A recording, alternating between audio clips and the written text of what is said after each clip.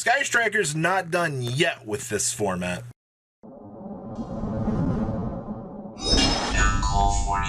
33.8% of you have not smashed the crypto. That's correct. Smash it so we can get to 100K.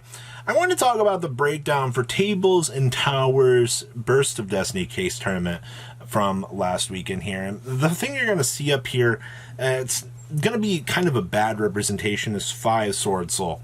Now, all of these Sword Soul variants, for the most part here, were not in top 8, actually.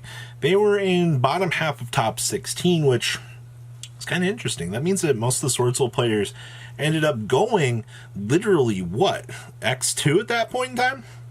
In top 8, there was only 1 Sword Soul variant. So that means that the bottom 4 Sword Soul variants were in top 16 and not top 8 for this. So that's something to consider when you're looking at that overall number here, was that. And then we had 3 Flundereese in top 16 as well, which doesn't really surprise me all that much there, but only 1 was in top 8. All right, and then we had 2 Tri-Brigade, 2 Tri-Brigade, all right, which kind of interesting to see that that deck is... It's been so counterpicked at this point, it's still functioning and doing well. And then we had the 2 Virtual World list, which ended up getting 1st and 3rd place here. Evidently, Virtual World, this format is just a real monster. And we'll talk about like all the deck list here in a second. Sky Striker locking down 2nd place, literally getting sandwiched between 2 Virtual World decks. I actually think that's kind of funny, the fact that this deck is still functioning here. We had 1 Evil Twin, which got frickin' 4th place, ladies and gentlemen. That's exciting. And then we had 1 Cyber Dragon, and we had, you guessed it, 1 Hero player. Heroes still getting the chance to do something in modern era Yu-Gi-Oh! Excellent breakdown, quite honestly, but I'm just 1 Sword Soul in top 8, the other 4 are in top 16. How freaking funny is that? Let's go take a look at the deck list, shall we? All right, the first deck list winning the event here was Virtual World. We have 2 Prosperity, Triple Desires on the main deck, Triple Gamma. Oh my god, Gamma is a powerhouse, this format. We have the Crossout Detonators in the side deck, so we can kind of alleviate any sort of thing here. And we have Dragoon Kaliga. Sometimes you just can't pick which boss monster that you want to destroy your opponent with, so why not play both of them? Alright, nothing else kind of too spooky or interesting about this list for sure. Next up here, we have the Sky Striker list. We have the alphas built into the main deck. Hey, you gotta go second. Why not bring in your favorite loyal creature? We have Double Zeke in here, which is kind of interesting. I see that we do not play Celine in this build, and we also have the Link Karibo in here. We also have Power Filter down here. Oh boy, Power Filter. The power card of power cards for this deck. Outside of that, that is the immediate things kind of catch my interest about this particular striker list. Next up here, 3rd place, we have Dark Row No Mores built into this deck, and frickin' Chalices. Alright, this build is also playing Triple Prosperity, Triple Desires. Man, talk about just gassing it straight to the floor. You want to get to those resources, start winning that game. And this build also is playing the Dragoon Kaliga. Do we just have that much room in these decks that you can just produce whichever boss monster you want? I guess that would be the case for the most part going forward here, ladies and gentlemen. Nice 3rd place, by the way. 4th place here, locking down with Evil Twins. Yes, we are playing the big Evil Twin in this deck. The big one that says no, no, no, no to the opponent. Gachi Gachi pretty much maintaining its place in this deck's extra deck as well. Poor Sky Cavalry.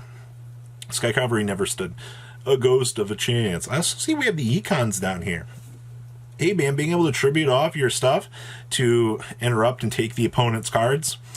Okay, I see full advantage of that. Next up here is 5th place, Sword Soul. This was Doug Nguyen's list. We're playing, of course, Chalices in the main deck. We have a little bit more of the, wow, standard 7 for the 10E variant. See that we have the cycles built in here, double blackout, alright. Crimson Blader down here. I see we also have Protoss in the side deck as well. And then we have our board breakers for going 2nd in here as well on the side. Yeah, nothing else. And for the earliest builds, this was pretty standard. Next up here is Cyber Dragon. This is actually the first Cyber Dragon list that I've seen getting the chance to do something here. We're taking very little of the pieces from the starter deck here, and we're putting them to work for our strategy here, which means we'll be able to do our great thing. I also see down here, we have some really tacked out side deck choices down here. We have frickin' Heat Wave. We have the card that seals off the graveyard for graveyard effects. Holy crap. This duelist went the mile for the options here. Next up, 7th place here is going to be Flunderies. Now, I see that we have Dimension Shifters, the one Rise, or the one Apex. This build is playing the Prosperities and the Dualities, okay? We've also got the triple Book of Moon. Book of Moon really has become a little bit more streamlined for this deck. I also see down here that we are having one Golden Lord. We have Harpy's Featherstorms in the side deck. You already know it's going to be a horrible time if you get Harpy's Featherstorm while playing against this deck. 8th place here is Burbs. This is an extended Tri-Brigade list playing more of the bird package. I feel we have the Chalices here so we can laugh at our opponent. I see once again we got the Featherstorm sided here, and Yield Darksome Morgue. I think the Darksome Morgue has become like the side deck of choice for this deck at this point. So that's all things considered with this. But when this deck goes in combos, it is one of the scariest boards that you'll have to deal with. Trust me on that. 9th place here is another extended Tri-Brigade package for the Lyricalist stuff here. This particular build, though, said, you know what? I don't like the format. I'm going to play Mystic Mine because I really like that card. I mean, technically, if you build or start to build a board here and your opponent does anything that you deem as like threatening, okay, just Mystic Mine. I mean, you have triple board breakers here between the Dark Rulers and the Mystic Mines. Just draw one of them. 41 cards, by the way. 10th place here is another Flunderies list. Alright, so we got, this list is playing Snow. Alright, I've said my piece on that card, don't think it's that great. I see we're also playing Lancia in the main deck. Huh, that's kind of interesting. I see that we have Gold Sarcophagus in here too as an extender for this deck. Huh. I haven't seen Gold Sark in a little while. I was messing around with it a little bit. I also see that our extra deck is just the meta. Alright, it's almost like they wanted to play Ghost Reaper or something. 11th place is another Sword Soul Tenyi list. This build is playing 43 cards. Alright, we got Dark Ruler No Mores in here. I see that we have Desires for our draw power. We're playing double talents. Alright, that's all pretty fine and dandy. Side deck, we have Protos. Yep, that's correct. And we have the anti-spills. And we got Judgments down here as well. Okay, so we got just a large string of options to side for this particular variant. All right. Next up here is another Flunderies list. This build actually is playing Double Summon. What? Okay, so we can capitalize and do all the cool shenanigans that we're going to want. Hi, Double Summon. I'm really glad that you could be here to help us out. We also have Double Book of Moon built in for this, and outside of that, this is just quite interestingly one of the better variants I think I've seen so far.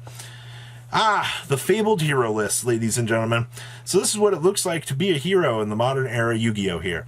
I see that we have Destroy Phoenix Enforcer in here, as we should. We have Denier to extend out all of our plays here.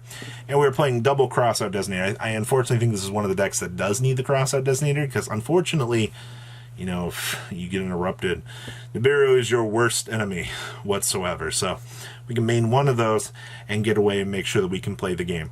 Next up here is another Sword Soul Tenyi list. This one is playing the Destroy Phoenix Enforcer package.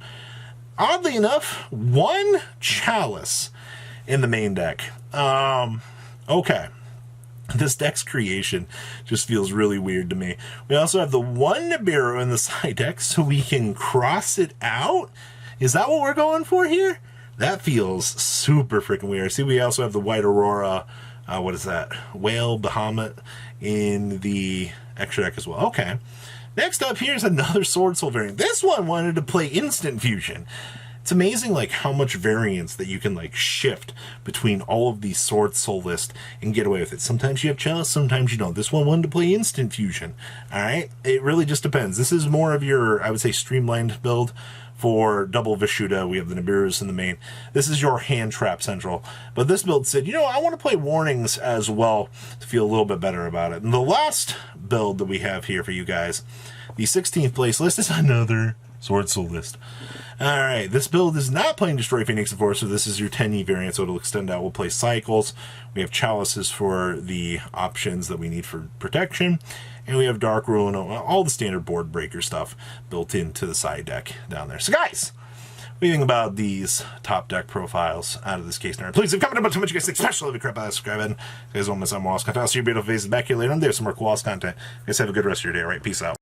Thank you, patrons, for making the ride never truly end. Without you guys' support, well, I would probably be doing Truffle Shuffle videos for a living.